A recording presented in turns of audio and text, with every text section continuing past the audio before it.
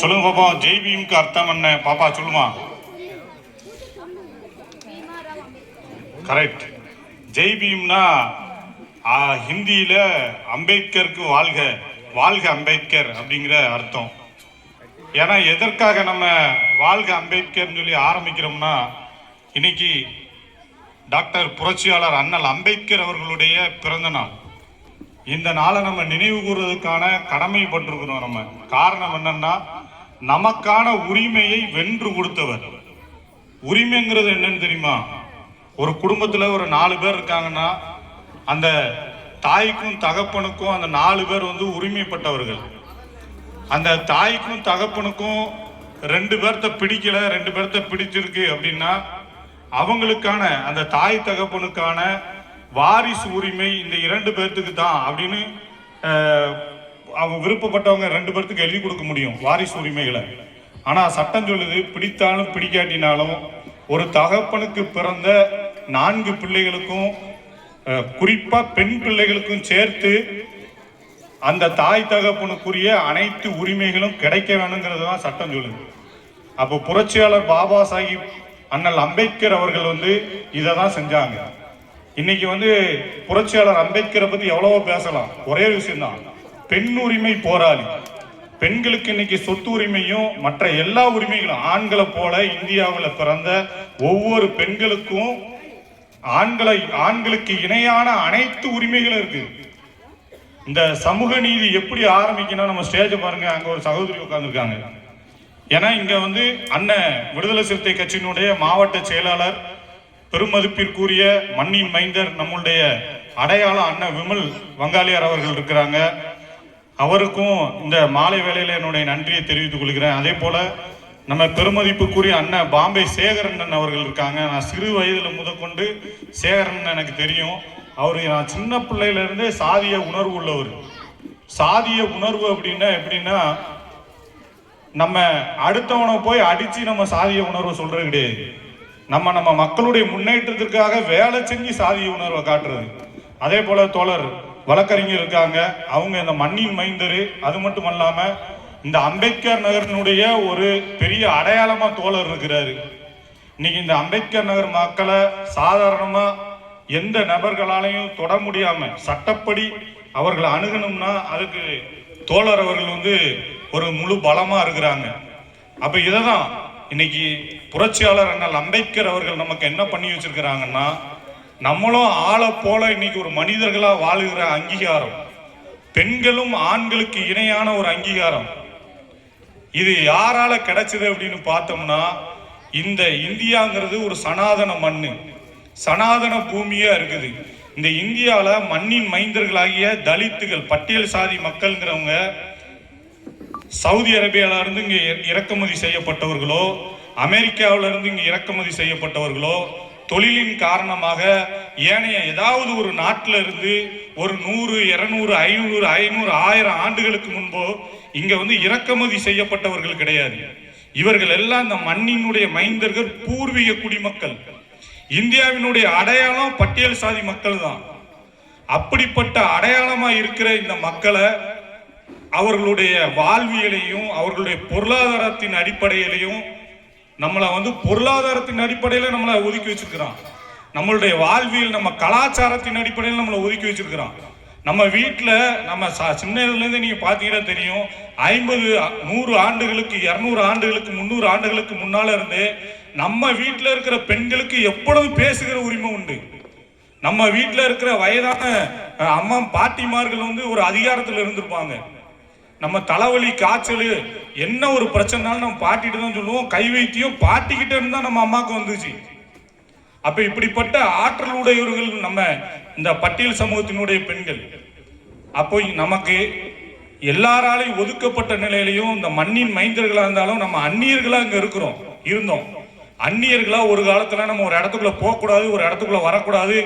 ஒரு டீ குவளைய பொது இடத்துல வச்சு நம்ம குடிக்கிற குவளையை இன்னொருத்தன் குடிக்க மாட்டான். இன்னொருத்தன் முன்னாடி கால் மேல ஏன் காலை போட்டு உட்கார முடியாது. என் காலை உட்காந்து பக்கத்துல இருக்கிறவங்க மேல காலை தூக்கி வச்சாதான் பிரச்சனை. நீங்க உட்கார்ந்துருக்க சொல்ல உங்க பக்கத்துல நான் உட்காந்துக்கிட்டு என் காலை தூக்கி உங்க மேல வச்சோம்னா அது சட்டப்படி குற்றமாகுது. ஆனா என் கால் மேல வைக்கிறதுக்கே இங்க என்ன சொல்றாங்க, இங்க பிரச்சனை இருக்குது. கால் மேல கால் போட்டு நம்ம உட்கார்றது மரியாதை இல்லாத தனம், மரியாதை குறைச்சல். ஒரு பெரியவரை பார்த்தோம் நம்ம எந்திரிச்சு நிற்கணும், கையை கட்டி நிற்கணும். ஒரு தெருவுக்குள்ள ஒரு இடத்துக்குள்ள போக முடியாது, ஒரு இடத்துல இருக்கிற தண்ணி எடுத்து குடிக்க முடியாது.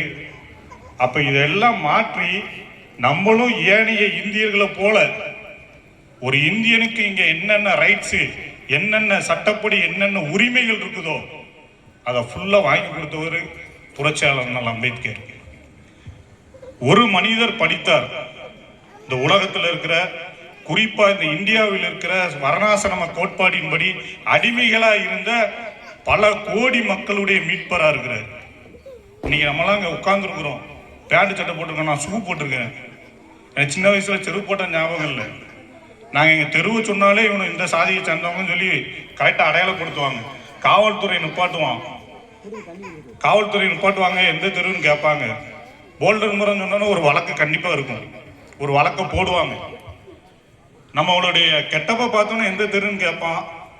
எந்த தெருன்னு கேட்டதுக்கப்புறம் நம்ம தெருவை சொன்னதுக்கப்புறம் அதற்கு நம்மளை பார்க்குற பார்வையே ஒரு குற்றப்பின்னை உள்ளவனாதான் அவங்க நம்மளை பார்ப்பாங்க. அப்ப இதெல்லாம் மாத்துறதுக்கான காரணம் அந்த தோழர் மாதிரி வழக்கறிஞரை படிக்கிறோம், சட்டம் நம்மளுக்கு தெரியுது. நீங்க நல்லா தெரிஞ்சுக்கோங்க, இந்தியாவில் நமக்கான உரிமை என்ன, அடுத்தவனுக்காண்டி நீங்க எதையுமே பார்க்க வேண்டாம், உங்களுக்கானது என்ன. இன்னைக்கு டெக்னாலஜி அதிகமா வளர்ந்துருக்கு. நீங்க உங்க போனை நோண்டுங்க, கூகுள்னு ஒண்ணு இருக்கு, அதுல பாருங்க. இந்திய அரசியலமைப்பு சட்டத்தின்படி SC/ST ஆக்ட்னு ஒண்ணு இருக்கு, அதோடைய முக்கியத்துவம் என்ன, அதனால என்னென்ன பாதுகாப்பு நமக்கு இருக்கு அப்படிங்கிறத மட்டும் நீங்க சர்ச் பண்ணாலே போதும், ஆட்டோமேட்டிக்கா நம்மளுடைய உரிமை என்னன்னு தெரிஞ்சிடும். ஒரு நபர் பல கோடி மக்களுடைய தலையெழுத்தை மாற்றும் பொழுது நம்மளால இங்க இருக்கிற சின்ன பிள்ளைங்க, இன்னைக்கு இங்க உட்கார்ந்து இருக்கிறவங்க 99% சிறுவர்கள் எல்லாரும் கண்டிப்பா படிப்பீங்கல்ல, ஸ்கூல்ல கண்டிப்பா படிக்கிற பிள்ளைங்க தான். படிக்கிற பிள்ளைகளுக்கு நம்மவர்களுக்கு புரட்சியாளர் அம்பேத்கர் யாருன்னு நீங்க தெரிஞ்சுக்கணும்னா கூகுள்ல சர்ச் பண்ணி உங்களுக்கான பாதுகாப்பு என்னன்னு பாருங்க. இன்னைக்கு இந்திய அரசியலமைப்பு சட்டம் முழுக்க முழுக்க பட்டியல் சாதி மக்களுக்காக மட்டும் எழுதப்பட்டது கிடையாது, பட்டியல் சாதி மக்களுக்கும் சேர்த்து எழுதப்பட்டது. 10 பேர் இருக்கானா 10 பேர்ல 3 பேர்த்த ஒதுக்கி வச்சுட்டு 7 பேர்த்த ஒதுக்கி வச்சுட்டு 3 பேர் அதிகாரத்தில் இருந்த காலகட்டங்கள்ல மொத்தமா சேர்த்து அந்த 10 பேருக்கும் சம உரிமை எழுதுனதுதான் இந்திய அரசியலமைப்பு சட்டம். ஒரு ரேஷன் கடைக்கு போறீங்க, 100 கிலோ அரிசி தான் இருக்கு, ஒரு ஆளுக்கு 1 கிலோ அரிசி. இங்க 150 பேர் இருக்கீங்க, அப்ப என்ன ஆகும்? சண்டை போட்டுட்டு போய் அரிசி கடையில போய் நிற்போம், பின்னான்னு சொல்லி இது பிரச்சனை பண்ணிக்கிட்டு கிடப்போம். இல்லைன்னா முந்தின நாள் போய் சீட்டு போட்டு உட்காந்துருப்போம். ஏன்னா போன வாரம் இப்படித்தான் 100 பேர் முன்னால இருந்த 100 பேருக்கு அரிசி வாங்கிட்டு போயிட்டானுவ, பின்னால இருந்த எங்களுக்கு கிடைக்கலன்னு சொல்லி நம்ம தூங்காம முந்தின நாளே போய் சீட்டை போடுவோம். ஆனா இந்திய அரசியலமைப்பு சட்டம் எப்படிப்பட்டதுன்னா 150 பேர் இருக்கா, 100 கிலோ அரிசி இருக்குன்னா அதை 150 பேருக்கு பகிர்ந்து கொடுக்க சொல்லு. இங்க முதல்ல இருக்கிறதுக்கு உனக்கு ஒரு பெரிய பெனிஃபிட்லாம் கிடையாது. இந்த கொலாடி சண்டை வரும், பைப்படி. சின்ன வயசுல தண்ணி நீங்க பிடிச்சீங்கன்னு தெரியும், 1 மணி நேரம் 2 மணி நேரம் தான் தண்ணி விடுவான். அதுக்காண்டி இந்த குடம் வரிசைக்கு 1 நாளைக்கு முன்னுக்கூட்டியே இருக்கும். தண்ணி 2 நாள் கழிச்சு வரணும்னா 2 நாளைக்கு முன்னுக்கூட்டியே குடம் வரிசை கட்டிடும். நம்ம நிக்கிறோமோ இல்லையோ குடம் நிற்கும். அது காரணம்னா அந்த டைமிங்குள்ள நம்ம அதிகமா இருக்கிறனால நம்மளுக்கு தண்ணி கிடைக்காதுங்கிறது தான். ஆனா சட்டம் சொல்லுது 2 மணி நேரத்துல 200 குடம் தண்ணி வருதுன்னா 250 பேர் இருக்கணும், வா முக்கா குடம் பிடிச்சிட்டு போயிட்டே, இதுதான் சட்டம். அப்ப இந்திய அரசியலமைப்பு சட்டத்தை இன்றைக்கு இருக்கிற மதவாதிகளும் அன்றைக்கு இருக்கிற மதவாதிகளும் நீர்த்து போகிறதுக்கு தான் வேலை செஞ்சுக்கிட்டு இருக்காங்க. இப்போ இது என்னன்னா தேர்தல் காலம். தேர்தல்னா என்ன? உங்களுடைய ஓட்டு உரிமைனா என்ன? 5 வருடத்துக்கு ஒரு முறை மட்டுமே நீங்க மனிதர்களா மதிக்கப்படுற நேரம். புரட்சியாளர்கள் அம்பேத்கர் ஓட்டு உரிமையை பத்தி என்ன சொல்றாருன்னா, ஒரு தனி மனிதனுக்கான அதிகாரம் அது. உங்க ஓட்டு உங்களை மனிதனா மதிக்க வைக்குது. அமைச்சரா, எம்எல்ஏவா, எம்பியா இருக்கிற ஒவ்வொரு அரசியல்வாதியும் உங்களை பார்த்து கையெடுத்து கும்பிடுற நேரம் இது. 500 ரூபா கொடுக்க, 1000 ரூபா கொடுக்க. என்னன்னா நம்மளுடைய உரிமையும் நம்மளுடைய அதிகாரமும் நமக்கான இந்த வாழ்வியல் ரைட்ஸையும் அவன் என்ன பண்றான்னா ஒரு 500 1000த்துல முடிச்சிடறான். ஒரு 1000 ரூபாய் கால்குலேஷன் போடுங்க, 365 நாள் ஒரு வருஷத்துக்கு. அதை அப்படியே 5ஆல பெருக்குங்க, இந்த 1000 ரூபாய் கம்மி இது பண்ணி பாருங்க, கால்குலேஷன் பண்ணி பார்த்தீங்கன்னா குறைஞ்சது ஒரு நாளைக்கு உங்களுக்கு வந்து 2 ரூபா 3 ரூபா தான் நிற்கும். அப்படின்னா இதுதான் நம்மளுடைய உரிமையை நம்மளை எப்படி பண்ணி வச்சிருக்காங்கன்னா, நம்ம உரிமை நம்மளுடைய ரைட்ஸை விட அவன் கொடுக்குற 500 ரூபா பெரிய அமௌண்ட் நினைச்சு வச்சிருக்கான். 5 வருடமா உங்க கிட்ட வராதவங்க இன்னைக்கு உங்க வீட்டு பக்கத்துல வருவாங்க, உங்களுக்காக வேண்டிதான் நாம்பாங்க, உங்க காலில் உழணும்னு சொன்னா கூட உளுந்துருவாங்க. ஏன்னா இந்த ஓட்டுடைய வேல்யூ வந்து அரசியல்வாதிகளுக்கு நல்லா தெரியும். நீங்க ஓட்டு போடலைன்னா நான் கவுன்சிலர் ஆக முடியாது, நீங்க ஓட்டு போடலன்னா நான் எம்எல்ஏ ஆக முடியாது, நீங்க ஓட்டு போடலன்னா நான் எம்பி ஆக முடியாது, நீங்க ஓட்டு போடலன்னா மாநகராட்சி மேயர் ஆக முடியாது. அப்போ யாருக்கு யார் தேவை? மேயர் நமக்கு தேவையா? எம்எல்ஏ நமக்கு தேவையா? எம்பி நமக்கு தேவையா? அவங்களுக்கு தான் நம்ம தேவை. யாருக்கு யார் தேவை? எம்எல்ஏவா நான் இருக்கேன்னா எனக்கு நீங்க தேவை, நீங்க ஓட்டு போடணும். நீங்க மேயரா நான் இருக்கணும்னா நீங்க எனக்கு தேவை, நீங்க ஓட்டு போடணும். நான் அமைச்சர் ஆகணும், நான் எம்பி ஆகணும்னா நீங்க எனக்கு தேவை. உங்களுக்கு நான் தேவை கிடையாது. நீங்க எவனுக்கு மாத்தி ஓட்டு போட்டாலும் அவன் தான் வருவான். ஆனா எனக்கு நீங்க தேவை. உங்களை நான் ஏமாத்தினாதான் நீங்க ஓட்டு போடுவீங்க. என்னை கேட்டு ஓட்டு போட்டவங்ககிட்ட போய் நம்ம ஏதாட்டு கேட்டிருக்கோமா? நம்மளுடைய சாதாரண சுகாதார பிரச்சனைக்கு, நம்ம வாழ்வியல், நம்ம ஏரியாவில் நடக்கிற சின்ன சின்ன பிரச்சனைக்கு அரசியல்வாதி அணி இருக்குமா?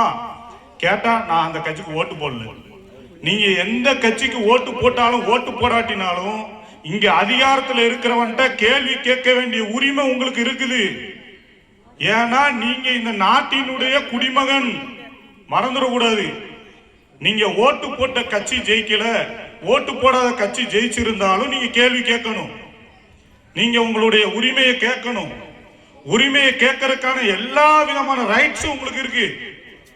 நீங்க ஓட்டு போட்ட கட்சி ஜெயிச்சிருந்தாலும் அவன்கிட்ட போய் உங்க உரிமையை கேட்கணும். அந்த கட்சியும் கட்சியினுடைய கொள்கையையும் சொல்லி நம்மகிட்ட ஓட்டு கேட்டிருக்காங்க. எங்க கொள்கை இப்படி இருக்கு, இதெல்லாம் உங்களுக்காக வேண்டி வடிவமைக்கப்பட்ட கொள்கை.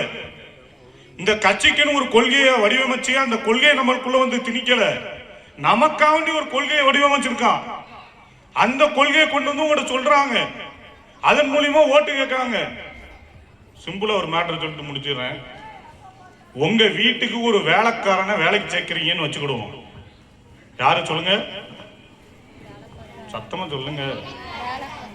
உங்க வீட்டுக்கு நானே வேலைக்கு வர்றேன், நீங்க வந்து எனக்கு ஒரு சம்பளம் ஃபிக்ஸ் பண்ணுவீங்க. ஒரு 20,000 வச்சுக்கோங்க, சம்பளம் கொடுத்து என்ன வேலைக்கு சேர்க்கீங்கன்னு வச்சுக்கோங்க. என்ன வேலைக்கு சேர்க்கறதுக்கு நீங்க 20,000 சம்பளம் ஃபிக்ஸ் பண்ணிட்டு என்ன வேலை ஏவுறீங்க.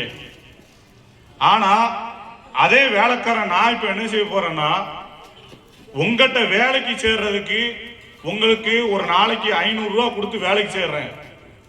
அங்க நீங்க முதலாளியா இருப்பீங்களா, நான் முதலாளியா இருப்பேனா? நான் உங்ககிட்ட வேலைக்குன்னு பணி அமர்த்தப்பட்டாலும் நீங்க என்கிட்ட கைய கட்டிக்கிட்டு 500 ரூபா காசை வாங்குறதுனால முதலாளியா இருக்கிறவன் இன்னைக்கு வேலைக்காரனாகவும் அடிமையுமா இருக்கான். வேலை செய்ய வந்தவன் இன்னைக்கு அதிகாரியாகவும் முதலாளியாகவும் ஆயிடுறான். அவனை பார்த்து நீங்க கைய கட்ட வேண்டி இருக்கு. அம்மா இருக்காங்களா, ஐயா இருக்காங்களா? ஏன்னா அவன் யாரு, அவனை எதுக்கு அமர்த்தினீங்க, அவன் எப்படி இந்த அதிகாரத்துக்கு வந்து உட்கார்ந்தா? அது அதிகாரம் கிடையாது, உங்களுக்கான வேலை செய்யற இடங்கிறது உங்களுக்கு தெரியல. இப்ப என்ன தெரியுமா, நீங்க கைய கட்டணும், நீங்க பம்பிக்கிட்டு இருக்கணும். 5 வருஷம் நீங்க நாயை விட மோசம், உங்களை ஒரு இதுக்கும் கவனிக்க மாட்டாங்க. இதே இது உங்கள்கிட்ட வேலை பார்க்குறவன் நீங்க சொல்ற வேலையை செய்யலைன்னா செருப்பு கழட்டி அடிப்போம். 2வது வேலையை விட்டு தூக்குறதுக்கு என்னென்ன வழி இருக்கோ அதை செய்வோம். 3வது வேலைக்காரனை வேலைக்காரன் மாதிரி முதல்ல வச்சிருப்போம். அப்ப இங்க யார் முதலாளி யார் வேலைக்காரன் தெரியுதா? இங்க இருக்கிற அரசியல்வாதிகளும் அரசு அதிகாரிகளுமே மக்களுக்கான வேலைக்காரர்கள். உங்க வேலைக்காரன் காசு வாங்கலாமா? முதல்ல சொல்லுங்க. உங்க யாராட்டும் வேலைக்காரன் காசு வாங்குமா? வாங்கணுமா வாங்க மாட்டோமா? வேலைக்காரன் காசு வாங்கினீங்கன்னா வேலைக்காரன் முதலாளி ஆயிடுவான். உண்மையான முதலாளி நீங்க வேலைக்காரன் ஆயிருவீங்க. இன்றைக்கு நம்ம மேல கட்டமைக்கப்பட்ட அரசியல் முதலாளிகள் தான் இன்னைக்கு நம்மளை ஆள்றாங்க. அரசு அலுவலகம் உள்ளத்துக்குள்ள நீங்க நுழைஞ்சு ஒரு சில கேள்விகளை கேட்டீங்கன்னா அவன் இந்த டேபிள்ல கேட்காத அந்த டேபிள்ல கிளம்பும், இந்த அதிகாரிகிட்டே அந்த அதிகாரிகிட்ட கிளம்புவான். எதுக்கு? ஏன்னா உங்களை ஒரு பொருட்டாயும் என்னல காரணம்னா அந்த உங்களுக்கு வேலை செய்யற வேலைக்கு அவன் காசு கொடுத்துட்டு வரான். உங்க தெருல ஒரு கவுன்சிலர் நிக்க போறாரு, 500 ரூபா கொடுப்பாரு, 1000 ரூபா கொடுப்பாரு. நான் உங்களுக்கு காசு கொடுத்து நீங்க என்ன ஜெயிக்க வச்சிட்டீங்க. நான் ஆனா 10 லட்சம் ரூபாய் செலவு பண்ணிருக்கேன். நீங்க உங்க வீட்டுல தண்ணி வரல, உங்க காணு ஓடலன்னு சொன்னீங்கன்னா நான் என்ன சொல்லுவேன்? என்ன சொல்லுவேன் சொல்லுங்க? சும்மா ஓட்டு போட்ட காசை கொடுத்துட்டு அதிகாரம் பண்ணக்கூடாதுங்க. காசு என் காசை நான் உங்களுக்கு கொடுத்துருக்கேன். நீங்க ஓட்டு போட்டிருக்கீங்க, நான் ஜெயிச்சு கவுன்சிலர் ஆயிட்டேன், மேயர் ஆயிட்டேன், எம்எல்ஏ ஆயிட்டேன், அமைச்சர் ஆயிட்டேன். இனிமேல் உங்களுக்கு மதிப்பானா? உங்களுக்குலாம் 500 ரூபா தான், வாயே பேசக்கூடாதுன்னு. அப்போ இந்த தனி மனித அதிகாரம் மற்ற எந்த நாளும் எந்த நேரத்திலும் எப்பொழுதும் உங்களை பார்க்காத ஒருவர் உங்க வீடை தேடி வர்றாரு. உங்களுக்காண்டிதான் நாங்காரு, உங்களுக்காண்டி பல திட்டங்களை வகுத்து அதெல்லாம் சொல்றாங்க. நாங்க உங்களுக்கு அப்படி செய்வோம், இப்படி. நீங்க ரோட்ல நடக்க வேண்டாம், அப்படியே ரோட்டை கடல பல்ல பல்ல பல்ல பல்ல நாய்க்கிறோம். நீங்க காலை வச்சா அவங்க கூட்டு போய் வாசல்ல விட்டுருவோமா. நீங்க நிக்கிற இடத்துக்கு பஸ் வந்துருமா. உங்க வீட்டு கான் வெளியில தண்ணியா சிந்தாது, நீங்க மிதிச்சுட்டு வீட்டுக்குள்ள போக வேண்டாம். காண பைபாஸ் போட்டு நேரம் கடலுக்கு அனுப்பிடுவோம்பாங்க. நான் இங்க சொன்னது எதுவுமே எனக்கு மட்டும் நடந்தது கிடையாது. இன்னைக்கு உங்க தெரு எப்படி இருக்கு, நம்ம ஊர் எப்படி இருக்கு, நம்ம மக்கள் எப்படி இருக்கிறோங்கிறத நீங்க யோசிச்சு பாருங்க. நமக்கான அதிகாரம் கல்வியில தான் இருக்குன்னு புரட்சியாளர் அம்பேத்கர் அவர்கள் தான் நம்மளுக்கு ஒரு பெரிய எடுத்துக்காட்டு. இன்னைக்கு அம்பேத்கர் நகர், போல்டன்புரம், சத்யா நகர்னு சொன்னாலே அந்த இடத்துல அந்த மக்கள் தான் இருப்பாங்க, அவங்க தான் இருப்பாங்க அப்படின்னு ஒரு கால்குலேஷன் இருக்கு. இந்த இடத்துல தாசில்தார் இருப்பாரு, கலெக்டர் இருக்கிறாரு, ஐபிஎஸ் அதிகாரி இருக்கிறான். இந்த விளக்கு இல்லாம லைட்டே கிடையாது, திருவிளக்கில் உட்காந்து படிச்சு இப்படி வந்திருக்கான் வச்சிருக்கான்னு சொல்றதுக்கு இங்க ஆள் கிடையாது. அதெல்லாம் அந்த காலத்துல இருந்தாங்க. இப்போ நம்ம ரொம்ப கம்மியாகிட்டே இருக்கிறோம். காரணம் தூத்துக்குடியிலும் சரி, தமிழகத்துல எல்லா இடத்துலயும் சரி, குற்ற பின்னணி எல்லாருக்கிட்டே இருக்கு. எல்லாரும் கஞ்சா விற்க எல்லாமே செய்யறானுங்க. ஆனா அதனுடைய அடையாளம் அம்பேத்கர் நகர்ல தான் இருக்கு, போல்டமரத்துல தான் இருக்கு. யார் கஞ்சா விப்பா? போல்டமரத்துக்கார கஞ்சா விப்பான். யார் கஞ்சா விப்பா? அம்பேத்கர் நகர் கஞ்சா விப்பான். கஞ்சா இங்க ஹோல்சேல் டீலர் யாரும் கிடையாது. யார் கொண்டு வரா? டன்னு கணக்குல 5 டன் 10 டன் வச்சு எவனுக்கு பிரிச்சு கொடுக்கான். ஆனா அடையாளம் யாருக்கு? 5 ரூபா கமிஷனுக்கு விற்கிற நமக்கு.